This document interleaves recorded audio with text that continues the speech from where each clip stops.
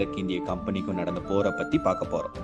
பிளாசி போர் என்பது 1757ஆம் ஆண்டில் பிரிட்டிஷ் கிழக்கிந்திய கம்பெனிக்கும் வங்காள நவாப்பிற்கும் நடந்த போராகும். இந்த போரில் பிரிட்டிஷ் கிழக்கிந்திய கம்பெனி வெற்றி பெற்று வங்காளத்தை கைப்பற்றியது.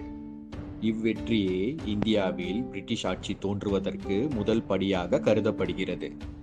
இப்போரில் பிரிட்டிஷ் கிழக்கிந்திய படையை ராபர்ட் கிளைவ் தலைமை தாங்கினார்.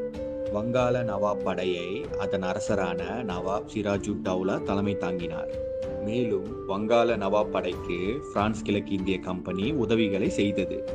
23 ஜூன் 1757இல் வங்காளத்தில் உள்ள பலாஷி என்ற இடத்தில் இந்த போர் நடந்தது. இப்போர் நடப்பதற்கு பல காரணங்கள் கூறப்படுகிறது.